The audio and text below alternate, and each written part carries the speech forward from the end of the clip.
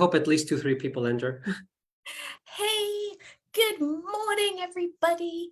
There we go. Yeah. Good morning, everybody. I think we are now live in the hub. Welcome to everyone who's joining us this Thursday. If you're watching live, it's fabulous to have you here with us. Today, I'm joined by Katherine Reilly, who I also got to meet in real life a couple of weeks ago at Innovate. It was so exciting. Katherine gave a talk for us last year about inspiring young writers, and now she's back again today to talk about how we can make our materials more inclusive, how we can adapt our coursebook materials to meet our learners' needs. Okay, so thank you so much, Katherine, for joining us. I'll pass over to you. Thank you so much, Teresa. First of all, I'd like to show my appreciation. I had a wonderful time upon my visit in Barcelona and Oxford TEFL Innovate Conference. It was an amazing experience, and it was nice to chat and see you in person. So we have something wonderful in store for our audience today. We will be talking about inclusive practices and how to adapt our ELT materials accordingly. So I am going to share my screen for our audience to watch.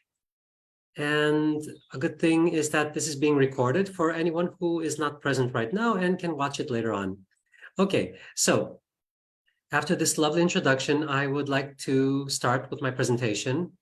So, adapting your textbook to meet the needs of English language learners. A little introduction about who I am. I am a Greek American, and I've devoted myself to the field of education, specifically that of English literature. I am also an author, and I have a total of 43 publications. I'm very proud of that, most of which have to do with ELT learning. Now, I am also an oral examiner for colleges and universities that certify students, and I am a teacher trainer and academic lecturer for public and private universities. Now, all of this experience has taught me one thing. As a teacher, as an educator, I would also like to say that I'm a trans woman, and all of this has taught me that a textbook alone cannot cater to the specific needs of a class. So, long story short, it must be adapted and tailored to the needs of the students. If you try to enter the classroom with a mindset of teaching based on the book itself, that's not going to work. And we're going to explain why. First of all, you are, of course, aware of what the CFR is. Since we're talking about the CFR, we're talking about a framework that is used to classify a person's competency in using the English language. Now, this is a system that you're quite familiar with, and the publishers use this system to produce their books, rightfully so. However, this also entails some problems in class. To be more precise, what do I mean by this? Let's look at some scenarios. Let's assume that you are teaching a B2 level class of 5 students. In this case, we have Mary, who is a B2 level student. We also have John, who is of a B1 level. He's not, up to par with the other classmates and is distracted quite easily. We have Peter, who is above B2. He's a hotshot. He thinks he's really good and needs constant motivation to take part. Irene is a really good student, C1 level. However, she degrades other people during lesson. Now, why isn't she in a C1 level? Because in Greece, for example, there might not be a class available for her to attend. So in these cases, the school owner actually tries to make things convenient for her or him by placing the student in a class that is lower or above the level. Now, finally, we have another student, George, who is autistic. He's really good at critical thinking and reading. However, he lacks interest in collaborating with others. Okay, so as you can understand, a course book based on the CFR cannot cater to the needs of such a diverse class with various special educational needs and abilities. Now, another such scenario has to do with a junior A class, or what we call level 1. So you have 8 students, 4 are of the level that is desired to start learning the language. We have 2 students who are homeschooled and are already familiar with the lesson content, probably using YouTube a lot. Their parents, talk to them, speak to them in the language. One student has been diagnosed with dyslexia and dysgraphia, and the other one just wants to play. So you have such a diverse class. It's their first day at school. How are you going to handle this? And this is why a course book itself cannot cater to the needs of the student. Now, I mentioned scenarios, educational scenarios. This is what you have to prepare. not a lesson plan. A lot of publishers offer you a lesson plan that accompanies the course book. Now, the thing is that these lesson plans are technocratic with a limited scope. However, the educational scenario itself is based on social, communicative, real life circumstances. And it's personal based because we want to focus on the specific educational needs of a student with a broader, deeper meaning. And yes, I know what you're going to say. It does need more time to prepare, but that's our job. We're teachers. I've said this before, we're superheroes. We can do anything. Now, you have to bear in mind that textbooks are made to be marketable, and they do not cater to all cultures, which is a huge disappointment, to say the least. Now, something that we have to stress is that you have the typical mother, father, brother, sister, the standard family dynamic in books, which does not reflect reality. There are so many diverse families, single parent, two mothers, two fathers, and so on. And since we're talking about diversity, LGBTQI terms are non-existent in any course book. Now, what is really disappointing is that disabilities have minor representation. And yes, you could find DLT inclusive materials online, but they're not always free to use, and you have to know what to choose. So after this lengthy introduction, what is the first thing that I should do? Well, I don't want you to be disappointed. There is a solution for everything. First of all, we are talking about the first days at school. Due to my experience, I have met employers who tell me on the first day of lesson, they're 7 years old, I want them to know how to say good morning, goodbye, to write their name and sing a song, for example. This is impossible. If you start imposing your authority, they will not respect you, and we don't have to pressure them. You have to get to know your students the first week. Do not have the typical stereotypical lesson of having them do multiple exercises. Learn their family background. If there's a parent loss, LGBTQI family, anything else, special educational needs. I'm not saying spying on them and asking questions that are not discreet. Speak with the school manager, the principal, the parents. Get to know what's going on in the family dynamic. Ask the kids their personal interests. We're talking about hobbies, etc. Let them express themselves. If you let them express themselves, they'll trust you more. And this is the collaboration framework we're talking about. Now, since we're talking about helping them become a part of a class of students and preparing them for being, students in our class and the pillars of our future society, we have to refer to transversal competencies. We are all aware of 21st century skills. We're talking about critical thinking, creativity, collaboration, communication, but it goes far beyond that. As teachers, we have to equip our students with the skills, the knowledge, the values, and attitudes to be able to become working citizens of the future society. So, as you can see here, I'm referring to transversal competencies. You have critical thinking, interpersonal skills, the one in green, which has to do with communication and collaboration, intrapersonal skills, which is something that a lot of educators unfortunately neglect. We should try to inspire our students to know what their limits are, what they are capable of, offer them opportunities to shine and reach their full potential. Media information literacy. Let's be honest, this is the 21st century. We're talking about globalization. We're all highly connected. And this means that they should be competent enough to use the internet for research and to know how to use the internet properly to conduct it. Global citizenship, as I mentioned, we are all part of a global community. We should be aware of what other cultural aspects are going around the world. And this can be done through CLIL, STEAM, etc. And all of this leads to well-being and faith because we want our students to feel happy, entertained, and content when entering class. Okay, so when we're preparing our lesson, we have to check our teaching materials. Do they reflect different voices, backgrounds, experiences, or ethnicity? Many of the visual materials do not do this. So it would be wise, out of respect for our students, to show some visuals that will stimulate them even more. Now, if they are not inclusive, you can find a lot of them online and add a few images to your whiteboard. As for books, all schools have libraries in printed form, ebooks. Try to update your libraries to include readers and stories that cater to the needs and the desires of students of various ethnicities and cultures. You can also do something like show and tell, but you can actually change the show and tell into something that I will call cultural fair. So you have one student per week, just for 5-10 minutes, talking about what cultures, they have in their country, the music, the food, the clothes, the traditions. This way, the other classmates will get to know their classmate much better, and this will promote knowledge and diversity in class. And this can also be done through STEAM. When we're talking about science, technology, engineering, arts, and the maths, you can, for example, choose a scientist from Japan and talk about an innovation and invention, and do it in the form of a reading or a presentation, thus broadening their horizons about what's going around the world. So updating our ELT materials is of the utmost importance. Now, when we're talking about educational scenarios, how can I actively engage all students? Because I mentioned earlier, we have students who are uninspired. We have some with different educational needs. How do we do this? What should they take away from the lesson? I will admit something. Since I was little, I always had problems memorizing things. So when I was assigned to read a page of history, I had problems doing that. It is much better to have them use the language instead of having them remember it. What do I mean by this? I'm against rote learning. I'm not in favor of homework. I am in favor of research. And I think it's better to learn how to use 3 words correctly in a sentence than having them learn 10 words by heart and not knowing what they mean.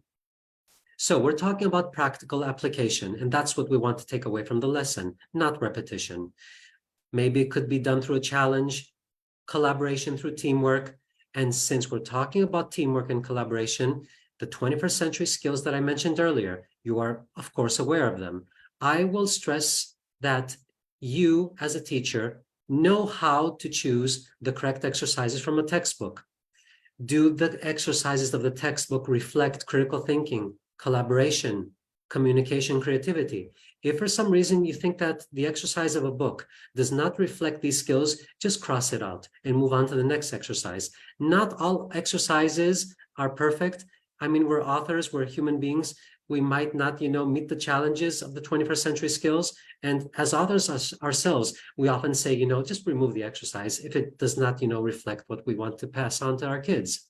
Now, we're going to do a speaking exercise and how we can change one question to fit the needs of 21st century skills, and how to make our lesson more creative and collaborative. So you might see a question like this in the course book. What is your daily routine, or what are your hobbies? Okay, this is a question we see very often. You have your student, he stands next to the board. Okay, today or every day, whatever, I wake up in the morning and I brush my teeth, I get dressed and I go to school. Okay, so what? The problem with his answer, no matter how flawless his English command is that this does not inspire collaboration. This does not inspire communication, critical thinking, and it's not that creative. So how can we change one question in order to make it more inspiring for the whole class to take part? Have you ever heard of listening triangles? So you can have a speaker, a questionnaire, and a note taker. How does this work? Let's change the question a bit. Ask your partner about his daily routine. Present your findings to the class. This is incredible. So you have one person interviewing the other, thus we have collaboration, communication, and then you have a note taker. You can actually assign one of the most introvert of students in the class, someone who is shy or with low self-esteem, to just take notes. This is a form of collaboration. And then you can actually have that student, the note taker, present the findings in class, thus giving him the ability to participate by speaking. So you have the involvement of all students of various competencies and personalities just by changing one question. Now, let's see how we can apply this with vocabulary. You have a picture of different items. I mentioned earlier, I have issues with memorization. I used to be shy with low self-esteem. How do we make this work out for kids who have, various educational needs? First of all, pointing. Recognizing something is a port of communication. For example, if I ask my student, which one is the bed? Point to it, please. And the student points to it, thus giving the student the opportunity to acknowledge which word the teacher is referring to. Otherwise, a student, because the student might be shy or embarrassed or hesitant, will not even speak. So offer the student the opportunity to communicate even in this capacity. And by the way, there are language certificates for young learners that evaluate students based on pointing in one segment of the speaking in some certificates. Task sharing. You can ask your students to try to sort out some items, match them, rank them, which items are found in the bedroom, which are found in the kitchen. It encourages them to use the target vocabulary. And you know what? They can even have a debate. I remember once, and this is an example I use very often because I was so inspired by it. I had two students debating what is more expensive, the brush or the lipstick. So the first answer I got from a boy was the brush. And then the girl answered, I don't think so. It's the lipstick, because do you know how much money my mother spends on lipstick? So it was it was like mind blowing to us all. And they had a collaboration, communication, and of course, they expressed their opinion. It was a form of debate. So we're also talking about group vocabulary, which is more expensive, which items are made of wood, etc., etc. So adding elements like value of items, materials can make it, even more interesting and compelling for students to participate. This is what we call flexible learning. You decide how, what, when, and where they learn, how the physical space is used, how students are grouped, how time is used. So just some of the features that I use in my class, I like using ebooks. They're repeatable. I have many students that like, repetition to embed the information, educational apps, online libraries, and of course, audiobooks. These are all popular, but there's so many ways that you can change, the flow of the lesson. And you know what? You should always offer various opportunities to education to all students. If we were to judge the elephant by his ability to climb the tree, then we have failed as teachers, because we must bear in mind that the elephant is the strongest of all. So we have to ensure that we have a democratic, relational, safe, and inclusive environment for our students to shine and show their true potential. So speaking of shining students and showing their true potential, we will simply refer to the 4 language skills. As most of you probably know, we have the productive and the receptive skills. A student might be really good at speaking, but not that good at writing. So this does not mean that the student is not capable of, catching up with the flow of the lesson. Each and every one of us is good at something. And all of us have the capacity to improve one of our skills up to a point. Maybe not that much, others maybe even more. We as teachers have to choose how to do this. Look at this picture. This is one of the most beautiful pictures I've seen. I remember when I was young, we would not dare to look left and right or speak to one of our classmates. Things have changed, however, because now, as part of a society that collaborates, our students should be given the potential and the opportunity to collaborate, to get used to this. Pair working, group working, you choose. Students with different educational needs, try to differentiate on the output with an oral presentation or a written task. Now, I'm not in favor of calling students weak or strong, because I hear people saying we're going to pair the weak student with the strong student. No, we're talking about students with different abilities or educational needs. I mentioned it earlier. One student might be good at presenting, the other at speaking, the other at writing. Have them work together. And of course, their potential will flourish. The outcome will be amazing. So try to experiment on assigning roles, offer them the opportunity to try different things. You might be surprised at how they might improve at something, but even if they don't, it's okay. They tried.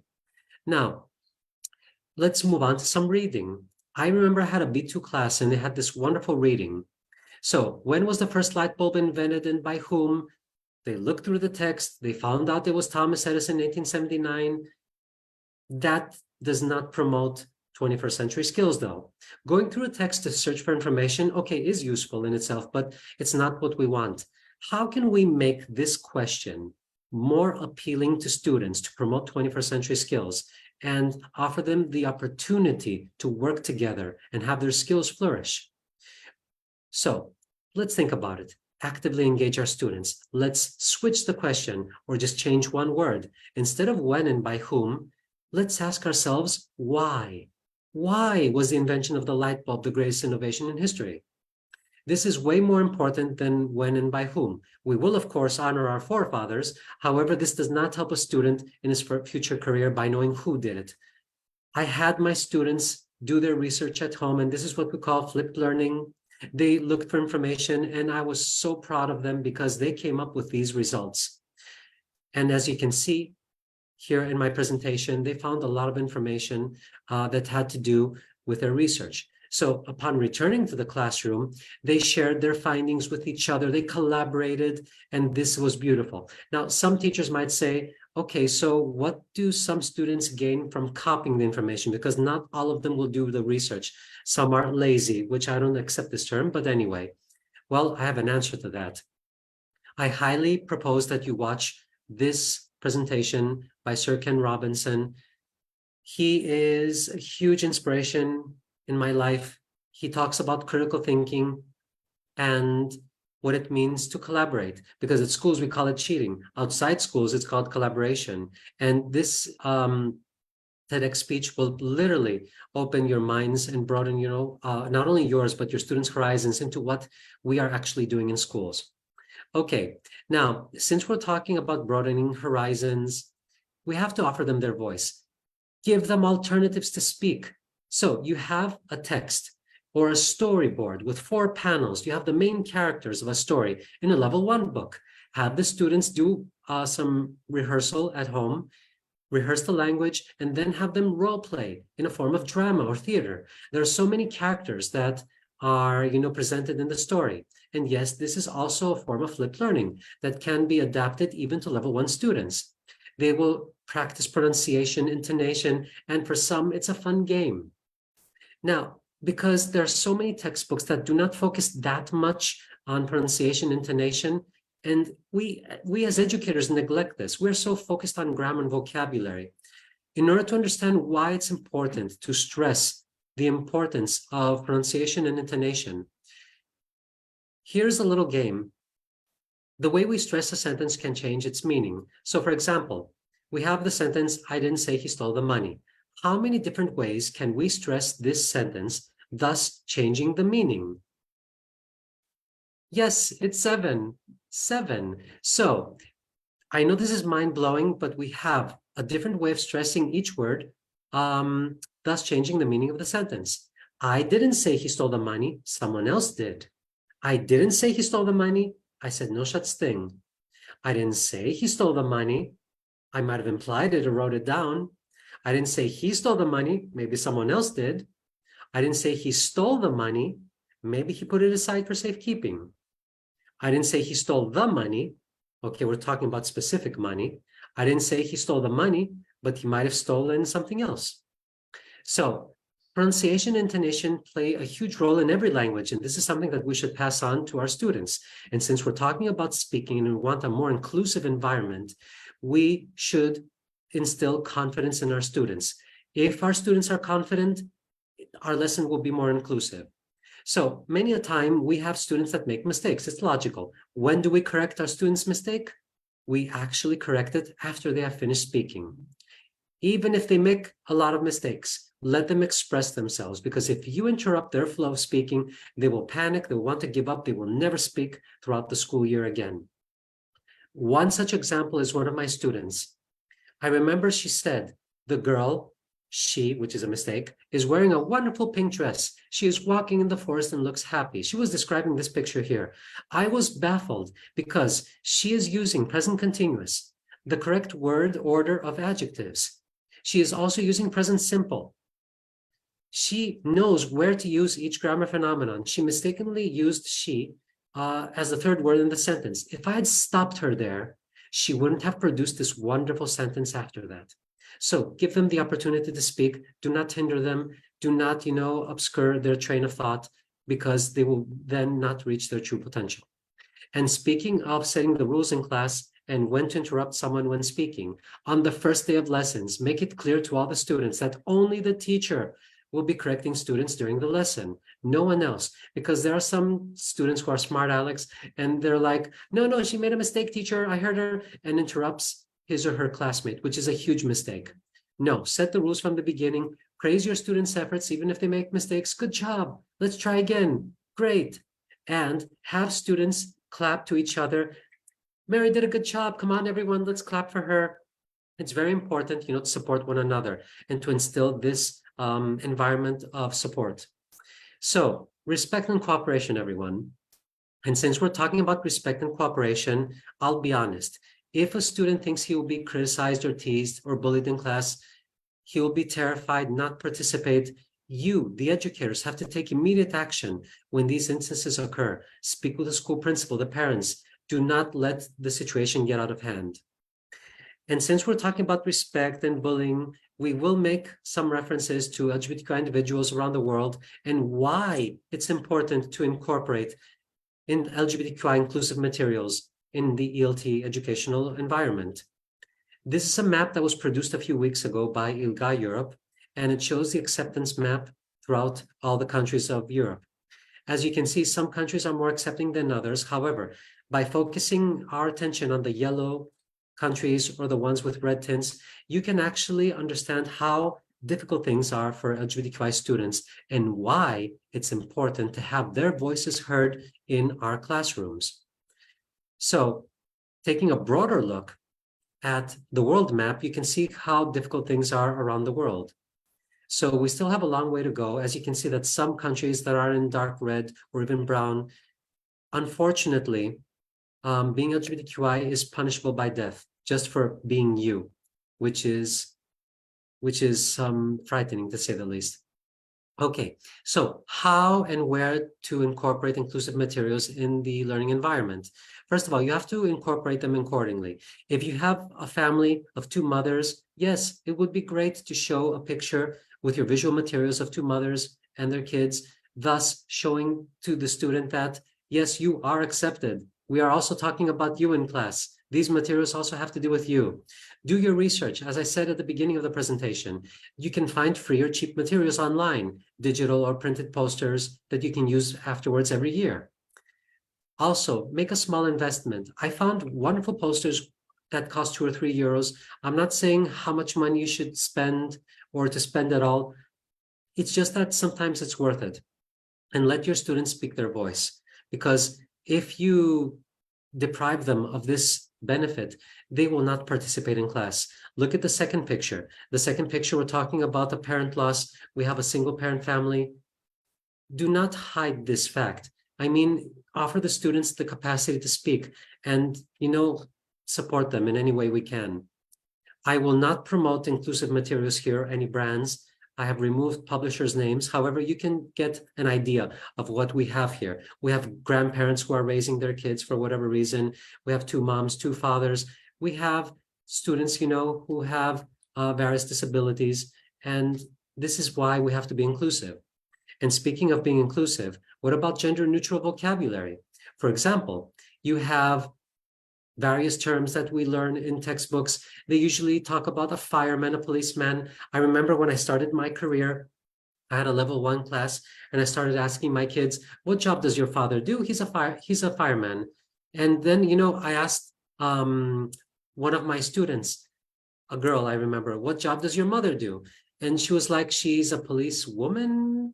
And I'm like, what am I teaching my kids here? So you have to try to offer them alternatives, show them what it means to be gender neutral and the words that we use to be more inclusive. Yes, the English language is evolving. It's like a living organism. It has nothing to do with what, came out centuries ago. The language is different and, it's evolving all the time. For example, one of the words that I was looking for, I was trying to find a gender neutral word for waiter and waitress. I couldn't find one. I found servant, but I don't know, I associate that with slavery. So service attendant is one alternative, but they'll figure out something. Now, because we're talking about being inclusive in class, many a time, I, as a teacher, have had the privilege of meeting LGBTQI individuals. I remember one of my students said that the student was referring to himself as non-binary. So the student found it much more pleasing to be able to be, addressed as people, everyone, folks, because sometimes they don't want to be addressed, as a specific gender. So try to be inclusive with everything that we use. As for pronouns, what to use not to be insulting, just ask. You can ask the students or your collaborators, colleagues, what they want to be referred to as. For example, I use she, her. And for those of you wondering, what is they, them has to do with non-binary. There are some individuals who do not strictly consider themselves on the spectrum on the female side or the male side. They feel somewhere in between, maybe closer to one end of the spectrum or the other. So they prefer the non-binary individuals to be referred to as they, them. Speaking of pronouns, as teachers, our students always check our profiles, our social media handles. It is, a good practice, not only for our students, but for our colleagues to add our pronouns to our social media handles. It shows how respectful we are. And if we make a mistake, it's okay, guys. I mean, all of us make mistakes. I've made mistakes in the past. Just calmly apologize, correct yourself, and then continue speaking in case you use the wrong pronouns. It's as simple as that. Okay, now, since we're talking about being gender neutral, let's practice a bit. In the old days, we'd use his a lot in, writing in our essays.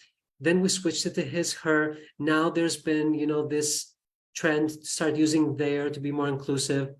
And there's also this European language handbook that was issued about a year ago that talks about neologisms and how their selves and themselves are slowly being introduced, into the English language.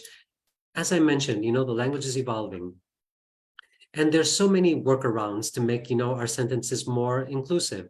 Instead of saying the police officer submitted his report, you can say the police officer submitted a report, referring to the report instead of the policeman himself. Gender distinctions, there's so many synonyms in the English language. Instead of saying the evolution of mankind, say the evolution of humanity. This is just one example of so many out there. It's easy to work around the language. And I would be a hypocrite if I didn't refer to inclusive language, words to avoid and use when talking about disabilities. Do not call someone crippled. Do not call someone blind. I mean, we call someone disabled, or we're talking about visual impairment. You can actually scan this QR code here. This is from the official government of the UK government portal. You can find, inclusive terminology that is, used and is uploaded online. There should be diversity briefings at school for the teachers, even, informing students about LGBTQI dates that are celebrated and honored. And you know what? Some LGBTQI individuals, such as myself, consider them as important as birthdays. I mean, for me, International Transgender Day of Visibility is important. Another day that is very important to me is International Women's Day, which is March 8th. So on these dates, you can have your students do a presentation in class, have them do research, learn what it means, the importance of International Women's Day, for example, and have them do a presentation while, doing their lesson. And of course, we also, just a small mention to those of you wondering, February is considered LGBTQI History Awareness Month. It's a month of education. It's a good opportunity for teachers to incorporate some ELT inclusive materials there. As for June, which is Pride Month, because many schools are actually, finishing the school season, and they don't have time for the celebration month. February is a really nice alternative. Okay, so the whole idea, people, is to foster respect for all human beings. That's what's important. And as my dear father said, who never had the opportunity to go to school because back then they would take them to factories and, work in the fields. However, my father never ceases to amaze me, because he once told me that all human beings were born to a mother and that we are all equal. This is the point, everyone. We're all human. We should all respect each other. So I would like to thank Teresa for this wonderful opportunity to have me here today at the TEFL Development Hub. It's always such a pleasure to be with you. And I would like to also state something else, if I may. I have a book here, which is one of my favorite books. As an author, I've written many books, but I think this is one of my favorites. It's called The Show Must Go On, and it tackles real life health issues. It talks about childhood cancer, how to raise awareness. It's free to download. You can scan the QR code here, download it.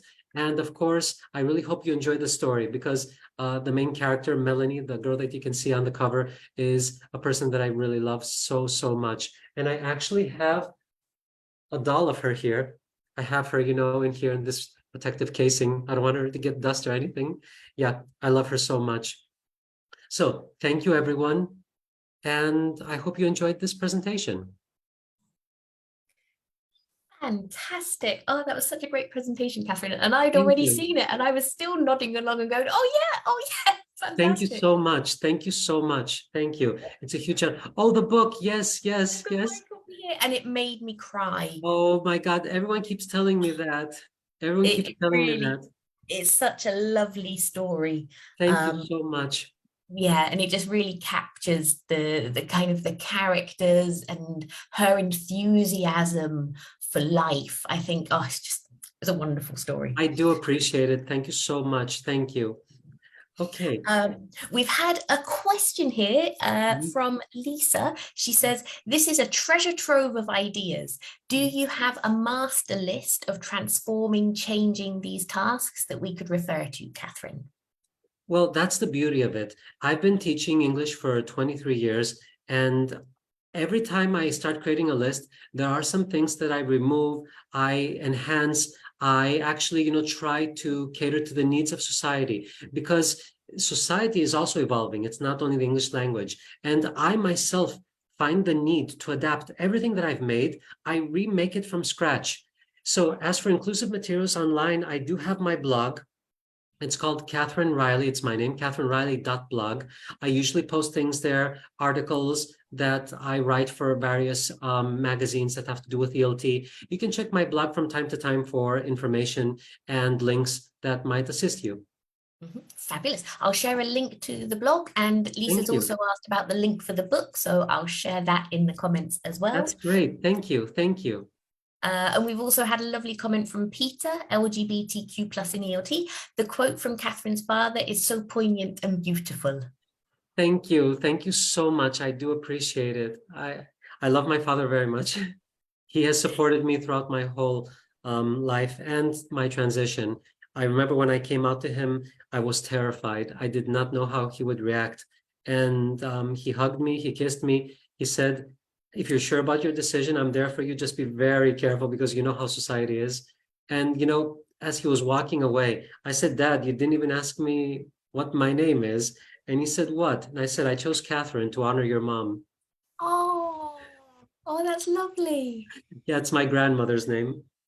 Oh, fabulous. And I think this is the thing as well, like talking about our lived experiences with our students as well. Like you were saying, a lot of the books, they don't talk about different types of families, different sexualities, anything like that. And so to have people who are able to share these things with their students, I think it's so wonderful and so inspiring for them to be the people they want to be as well. Yes, I agree with you. I agree. It's up to us as educators to help students realize that there's so much more than what the textbooks actually, display. And as teachers, we have to promote respect for one another, because if they do not learn these things from a young age, then later on, what they do not recognize and not acknowledge will in turn scare them, and fear leads to racism. So if at a young age they are taught, things that are normal, respect, and of course, compassion for one another, these things will, just fly past them. And that's why racism is promoted. Yep, I completely agree. Well, thank you so much, Catherine, for taking the time to share your ideas with us. There were so many really handy little hacks in Thank you there that so much. I we would can like to thank you for adapt. inviting me to the TEFL Development Hub. I would like to thank our audience for attending. Thank you for the time that you devoted to hearing us. It means the world to me. I do appreciate it. Fabulous. And if anybody has any more questions or comments, do pop them in the comments section. And then we can get back to you with any answers if you need it or anything else. Brilliant. Well, have a great day, everyone, and we'll see you again soon. Goodbye, everyone. Goodbye. Thank you.